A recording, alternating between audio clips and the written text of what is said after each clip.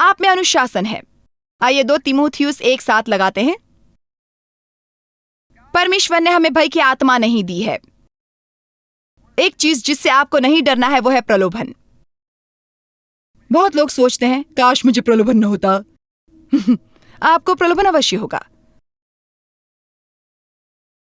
आपको आलसी होने का प्रलोभन होगा, आपको गलत खाने का प्रलोभन होगा, आपको जागते रहने का प्रलोभन होगा जब आपको सोना चाहिए, और सोने का प्रलोभन होगा जब आपको जागना चाहिए। परंतु हम सभी प्रलोभन को ना कह सकते हैं। यदि हम ना कहना सीख लें तो उसके परिणाम होते हैं। 2 तीमुथियुस 1:7 के अनुसार परमेश्वर ने हमें भय, कायरता, डर कर पीछे हटने की और भीरुता की आत्मा नहीं दी है। परमेश्वर चाहते हैं कि हम निडर हों, आत्मविश्वासी हों। वे चाहते हैं कि हम में उनके प्रति पूर्ण आश्वासन हो, पर सामर्थ्य और प्रेम और संयम की आत्मा दी है, और एक पूर्णता, संतुलन, मन। और हमें क्या दिया है? क्या दिया है? क्या क्या? अनुशासन। परमेश्वर हमें पहले ही अनुशासन दे चुके हैं। सो ये कहने का कोई लाभ नहीं मुझ में अनुशासन नहीं है, मेरा अपने पर नियंत्रण नहीं है। दोबारा कभी अपने मुंह से ये मत निकलने दीजिए। यदि हम अपने को किसी पक्ष में अनुशासित नहीं करना चाहते तो हमें कम से कम सच कहना चाहिए, मैं ये नहीं करने वाला हूं क्योंकि मैं करना नहीं चाहता।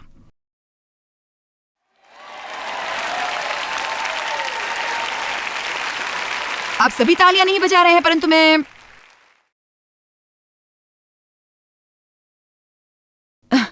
जैसे वो बहुत कठिन हो। मुझसे नहीं होगा, ये बहुत कठिन है। हमें कठिन के लिए अभिषेक मिला है, हमें पवित्र आत्मा ने कठिन के लिए बुलाया है। आप समझ रहे हैं ना? इसीलिए हमें शक्ति की अतिरिक्त मात्रा है ताकि हम कठिन कर सके, और तब भी हमारे चेहरे पर मुस्कुराहट हो। और जब हम गुप्त में कठिन कार्य करते हों, हम तब भी अन्य लोगों की मदद कर सकें जिन्हें जरूरत हो, और कहें ये ले शैतान, ये कैसा लग रहा है।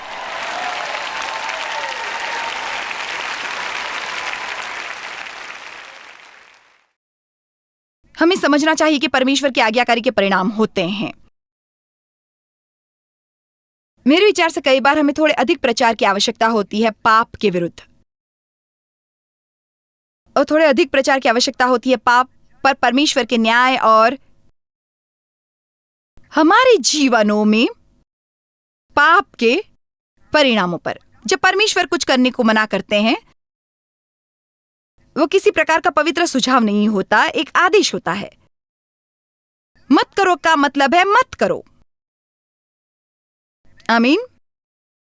कई बार हम उनकी अवज्ञाकारी करते हैं। एक और बार जिसकी देव और मुझे चिंता होती है वो है कि लोगों में अब न परमेश्वर का श्रद्धा युक्त भय है, न उसे समझते हैं। मैं गलत तरीके से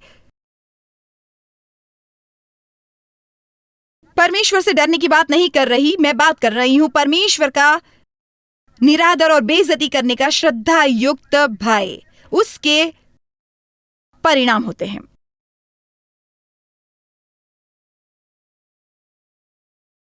ये रोमियो 6:21 की ओर देखते हैं। परिणाम पता है, आत्मा नियंत्रण न होने से जीवन में परेशानियां और दुख होते हैं। रोमियो 6:21, सो जिन बातों से अब तुम लज्जित होते हो उनमें से उस समय तुम क्या फल लाभ पाते थे? कुछ नहीं, क्योंकि उनका अंत तो मृत्यु। अब मैं एक सवाल पूछती हूँ, इतने वर्ष जो तुम पाप में जिए मसीह को स्वीकार करने से पहले, क्या आपको उनसे कोई सच्चा लाभ मिला था? वो दयनीय था। आपको कभी कभार थोड़ा शारीरिक उत्साह मिलता था, परंतु सच यह है कि दिल की गहराई में जहां ये महत्वपूर्ण होता है, हम दुखी थे। तो क्या हमें परमेश्वर की अवज्ञाकारी करके कोई लाभ मिला था? नहीं, हमें कोई लाभ नहीं मिला, ना ही अब कोई मिलेगा। वचन 22। परंतु अब पाप से स्वतंत्र होकर, हालेलुया, यहां कह सकते मैं पाप से स्वतंत्र हूं और परमेश्वर का दास बन गया हूं। मुझे ये प्यारा है, मैं अब शैतान की दास नहीं रही। उसको फल मिला जिससे पवित्रता प्राप्त होती है और उसका अंत अनंत जीवन है। पता है, पवित्रता अपने आप में एक फल है। इसका कारण बताऊं, क्योंकि उन कुछ चीजों के बारे में अपराधी और दोषी न महसूस करने से प्रशंसनीय कुछ नहीं होता जो आप कर रहे होते हैं, जो आपको पता होता है कि आपको नहीं करनी चाहिए, या वे काम जो आपको नहीं करने चाहिए और आप कर रहे होते हैं, अर्थात आप वर्जित काम कर रहे होते हैं। उससे बदतर कुछ नहीं होता। पवित्रता अपने आप में एक फल होती है। वो अगला वचन 23,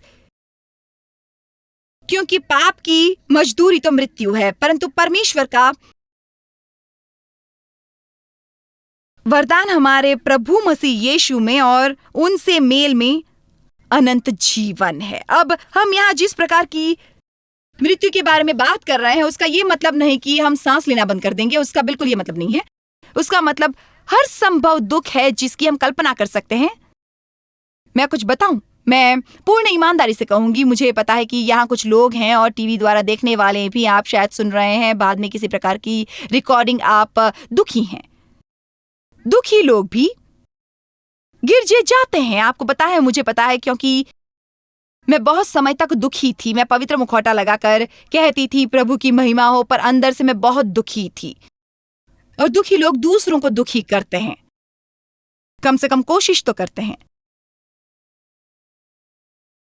और आपके दुख का एक कारण, मैं निडरता से ये कहूंगी कि आपके दुखों का एक कारण केवल अनुशासन और आत्म संयम की कमी है। आपको पता है, आपको कुछ काम करने के लिए, परंतु वे करने की बजाय आप बहाने बनाते रहते हैं। आप वहां बैठकर जितना चाहे मासूम बन सकते हैं।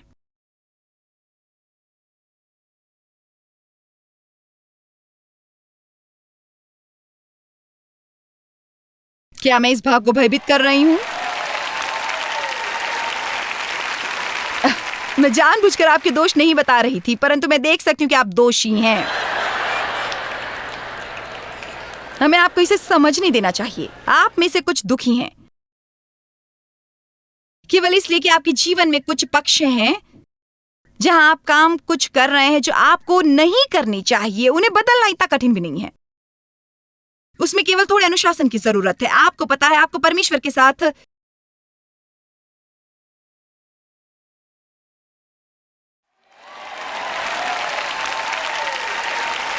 समय बिताना चाहिए। ये बहुत कठिन है और मैं बहुत व्यस्त हूं क्या करने में, ये काम जो आपको दुखी करते हैं।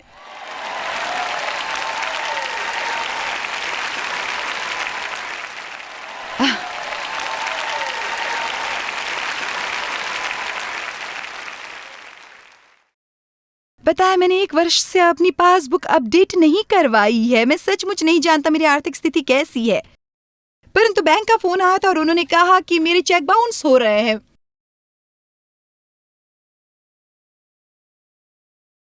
देखिए, मैं आपको कैसे दोष बता सकती हूं।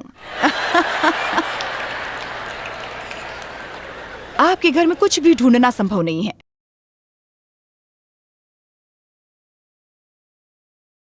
पूरे घर में सामान का बहुत ढेर लगा हुआ है, आपको पता नहीं कहां क्या है, इसलिए आप जरूरत पड़ने पर जाकर और खरीदते हैं। आप नहीं चाहते कि अच्छा बताइए, कितने मानते हैं कि मैं सच बोल रही हूं? मुझे आप प्रिय हैं। मैं आपकी मदद करने की कोशिश कर रही हूं। कुछ चीजें होती हैं जिनके बारे में हम कुछ नहीं कर सकते।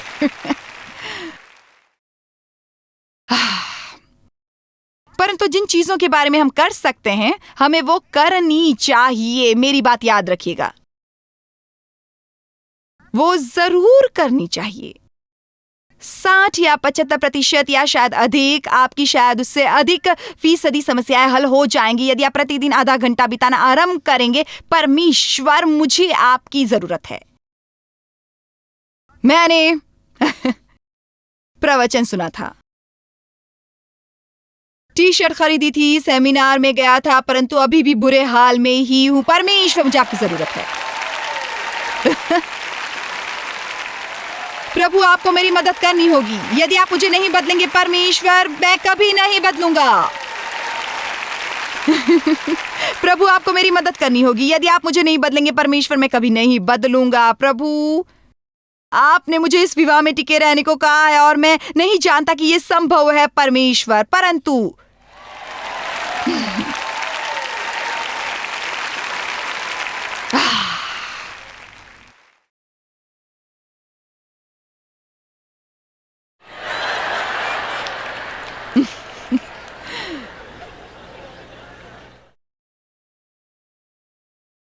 आप किस बात पर हंस रहे हैं? आपको इसकी जरूरत है?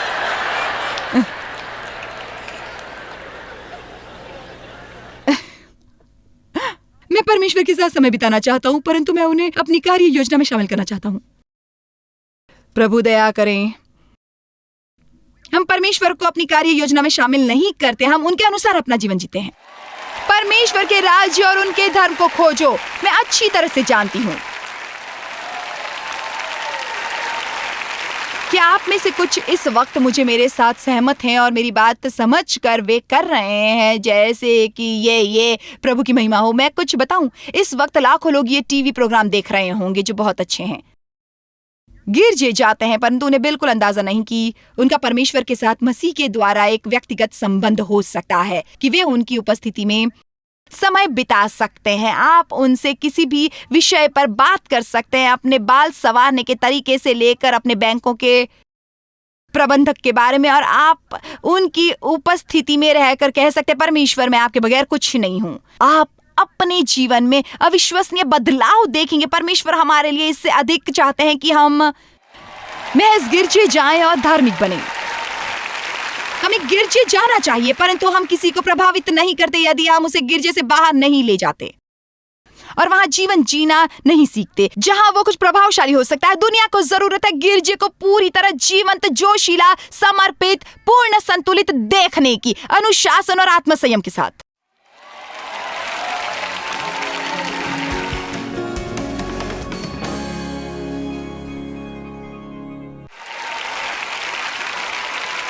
अनुशासन की कमी से जितनी योग्यता बर्बाद होती है वो बहुत दयनीय होती है। कोई घोड़ा कहीं नहीं जा सकता जब तक उसे साज न बांधा जाए, वरना वो खेतों में नियंत्रण होकर भागता रहेगा। नायग्रा में बांध बनाए बगैर कभी उससे बिजली और ऊर्जा नहीं मिल सकती। कोई जीवन महान नहीं बन सकता जब तक वो नहीं होता समर्पित, अनुशासित और पक्के इरादे वाला। मैंने ये वर्षों में सीखा है। मैंने अपना 80% समय अपनी 2 मुख्य योग्यताओं में लगाया है, क्योंकि यदि आप सब कुछ करेंगे तो कुछ भी अच्छा नहीं होगा। कईयों के इतने काम अधूरे पड़े हुए हैं कि उन्हें देखकर आप अपना मानसिक संतुलन गंवाते हैं। आप अपने घर भी नहीं जाना चाहते क्योंकि आप अपने अधूरे प्रोजेक्ट्स को देखना नहीं चाहते। मेरी बात माने, किसी चीज पर ध्यान लगाकर रखें, वो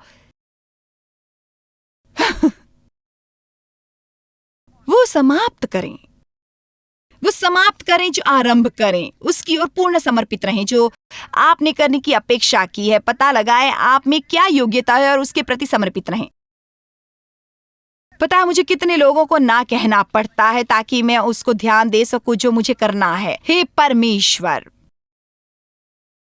हे परमेश्वर, सब लोग व्यस्त हैं, हम व्यस्त हैं, हम व्यस्त हैं, हम व्यस्त हैं। आप कैसे भाई व्यस्त है? ये 6 महीने से बात नहीं कर रहा, व्यस्त है। मैं बहुत व्यस्त था, मैं व्यस्त था। क्या आप फलदार हैं? परमेश्वर ने हमें व्यस्त होने के लिए नहीं बुलाया, फलदार होने के लिए बुलाया है।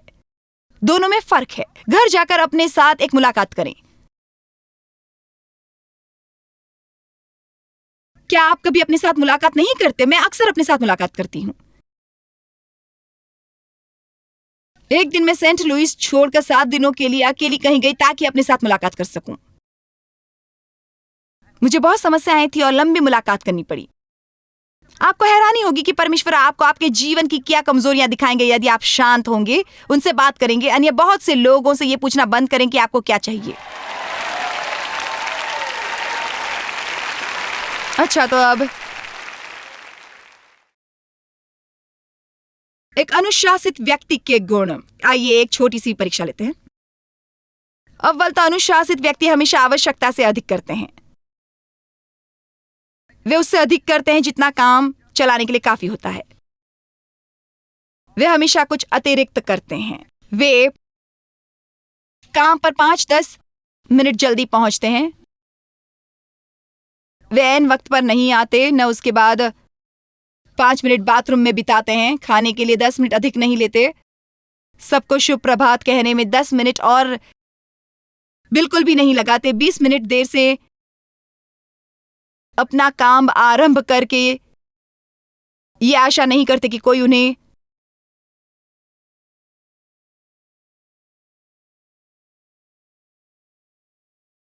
व्यर्थ किए समय के लिए पैसे दे।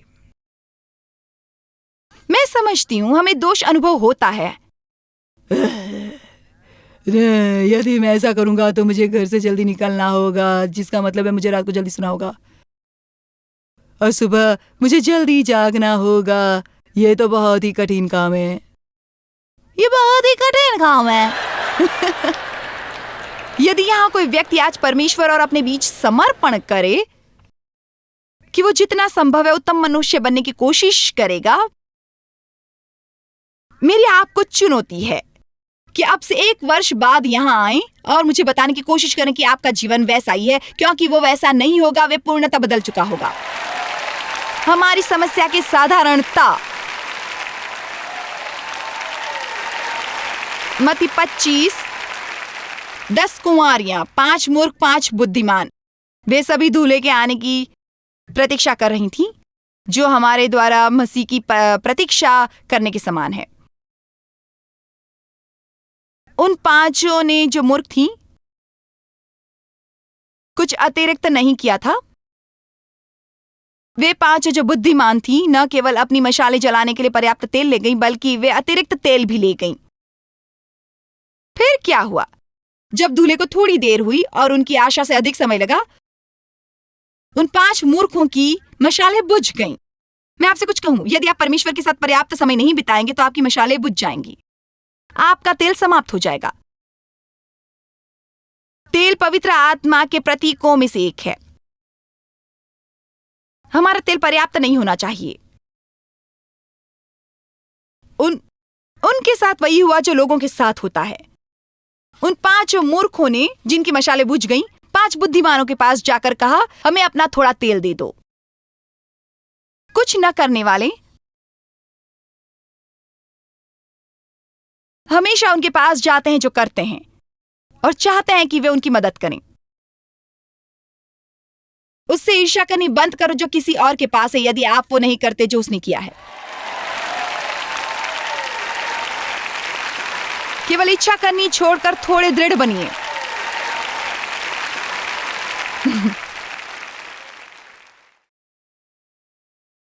काश मेरा घर आपके घर जितना साफ होता, तो साफ कीजिए। काश मैं कर्ज से मुक्त हो सकता, तो सामान खरीदना बंद करके अपना कर्ज चुकाइए। यदि मैं ऐसा करूंगा तो मैं बहुत समय तक कुछ खरीद नहीं सकूंगा। देव और मुझे जीवन में एक बार ऐसा करना पड़ा था, जब आप आमदनी से अधिक खर्चते हैं। अच्छा,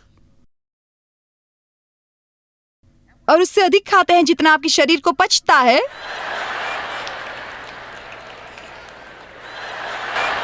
वू! प्रभु, आप सोच रहे हैं क्या ये समाप्त करने वाली है?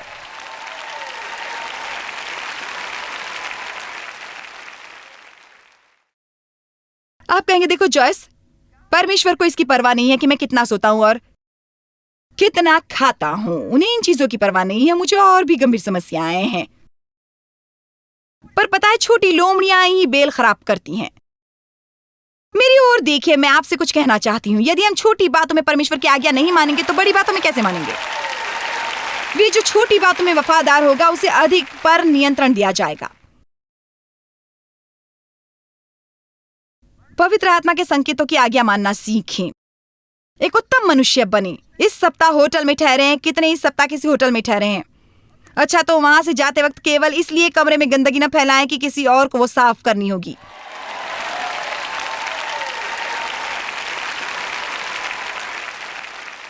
आपको वहां पर अपने बिस्तर झाड़ने चाहिए, सभी कूड़ेदान खाली करने और तौलिए धोने चाहिए, नहीं, परंतु वहां गंदगी मत फैलाइए। जब भी हम अपने होटल के कमरे से निकलते हैं, हम लाइट्स ऑफ कर देते हैं, फिर निकलते हैं।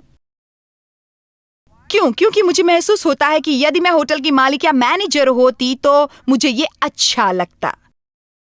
सो हम क्या करते हैं? दूसरों के साथ वो करते हैं जैसा हम चाहते हैं वह हमारे साथ करें। छोटी छोटी बातें, छोटी छोटी बातें। कई बार हम अति साधारण के साथ रहते हैं और बहुत साधारण जीवन बिताते हैं कि हमें फिर से सिखाया जाना होता है कि उत्तमता क्या है। जब हमने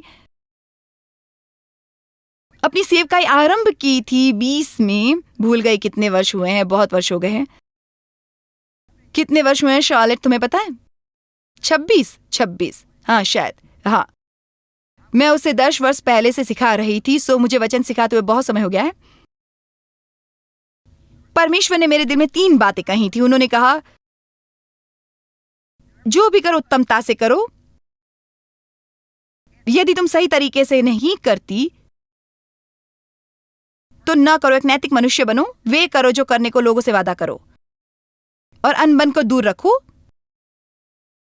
अपने विवाह में से, अपने घर में से, अपनी सेवकाई में से, तो मैं तुम्हें आशीष दूंगा। वे कठिन बातें नहीं थीं। और हमने इतने वर्षों में वे करने की कोशिश की है और हमारा हाल बुरा नहीं है। आप कह सकते हैं कि हम सफल हुए हैं। उत्तम बनिए।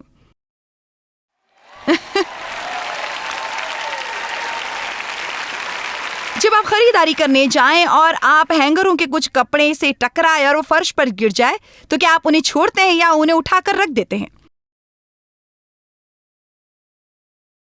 या आप आवश्यकता से अधिक करते हैं और फर्श पर ऐसा कुछ देखते हैं जो आपने नहीं गिराया होता, तब भी आप उसे उठाकर रख देते हैं?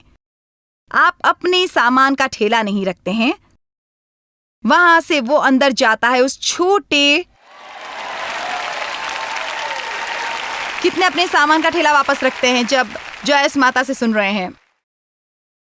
पता है, मुझे ये घटिया राशन का ठेला जगह पर रखने में परमेश्वर से सुनने में 2 वर्ष लगे थे।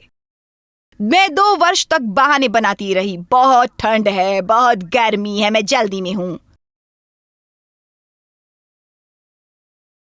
मैं आपको सच बता सकती हूं, बात दरअसल राशन के ठेले की नहीं थी। परमेश्वर दरअसल मुझे उत्तम बनाना चाहते थे। देखिए, मैं आपसे ही बात कर रही हूं। उसके लिए अनुशासन की जरूरत होती है, आत्मसंयम की जरूरत होती है। मैं ही क्यों, कोई और ऐसा नहीं करता। आपको बिल्कुल इसीलिए करना चाहिए क्योंकि कोई और नहीं करता। हम दुनिया का प्रकाश हैं। अपने प्रकाश को फूटने दें। दुनिया में जाएं और अपने प्रकाश को दमकने दें। मैं एक दुकान में गई और मैंने वहां से 2 जोड़ी सैंडल और एक पर्स लिया। मैं असल में 2 पर्स देख रही थी क्योंकि वे सैंडलों की 2 जोड़ियों से मैच करते थे। मैंने अंत में केवल 1 पर्स और 2 जोड़ी सैंडल लिए। मैंने वो दूसरा पर्स न लेने का निर्णय लिया। घर पहुंचकर मैंने देखा कि उस व्यक्ति ने गलती से दोनों पर्स डाल दिए थे और एक पर्स के ही पैसे लिए थे। सो अब अपना समय और मैंने पैसे अपने खर्च करके, ताकि मैं वैसी उत्तम और नैतिक मनुष्य बन सकूं जैसे परमेश्वर चाहते थे, मुझे अपना समय निकालना पड़ा, पेट्रोल जलाकर जाना पड़ा ताकि उसे पर्स लौटा सकूं। परंतु हमारे हर बार सही करने पर क्या होता है? परमेश्वर हमें फल देते हैं। आपको पता है लोग क्या गवाते हैं, क्या त्यागते हैं और उनके जीवन कैसे दुखी होते हैं इस तरह की छोटी छोटी चीजों के कारण। कितने कुछ ऐसी छोटी छोटी बातों के बारे में सोच सकते हैं जिन्हें उन्हें ध्यान देना चाहिए। अंत में मैं कहना चाहूंगी कि एक अनुशासित मनुष्य न केवल अपने को ना कहना सीखता है, वो जरूरत होने पर दूसरे लोगों को भी ना कहना सीखता है। कुछ लोग दूसरों को अपने को पागल बनाने दे रहे हैं। उन्हें बहुत तनाव और बोझ है क्योंकि उन्होंने खुद को लोगों को रिझाने वाला बनाकर रखा है और वे सोचते हैं कि उन्हें सब कुछ करना चाहिए जो सब उनसे चाहें ताकि वे प्रसन्न और संतुष्ट रहें, चाहे ऐसा करने में उन्हें बहुत वक्त लगे। अब मैं किस भाग को दोष बताऊं? वहां ऊपर बालकनियों में मैं तुम्हें देख रही हूँ। वैसे ये बालकनी के लिए है, परंतु नीचे बैठे लोग भी सुन सकते हैं। आप अन्य लोगों को अपना जीवन चलाने देकर हमेशा संतुलित नहीं रह सकते। आपको अपने को अनुशासित करना होगा, तब हाँ कहने को जब परमेश्वर हाँ कहे और ना जब परमेश्वर ना कहें। यदि कोई इसके लिए क्रोधित हो तो वे उसके और परमेश्वर के बीच में समस्या है। आपका एक जीवन है जीने के लिए। आप में ऊर्जा है, आप में योग्यता है, आप में रचनात्मकता है। अब आपको उन्हें उस तरीके से इस्तेमाल करना है जैसा परमेश्वर आपसे कहे, ताकि आप वो बन सके जो परमेश्वर आपसे चाहते हैं। कितने सोचते हैं कि उन्हें घर जाकर कुछ गृह कार्य करने हैं। अच्छा चलिए अब सब खड़े हो जाइए। हम सभी को अपने जीवन में संतुलन को विकसित करने की जरूरत है। संतुलन बहुत महत्वपूर्ण है। उसका मतलब सब कुछ पर्याप्त करना पर कुछ बहुत अधिक न करना। मैं बने रहने के लिए संघर्ष करती थी और मेरे विचार से बहुत से लोग करते हैं। आप शायद उनमें से एक हों जो मैं बने रहने के लिए संघर्ष कर रहे हैं। मैं बने रहना चाहता हूँ। सो ये दोनों विषय मिलकर सचमुच आपके जीवन को बेहतर बनाएंगे।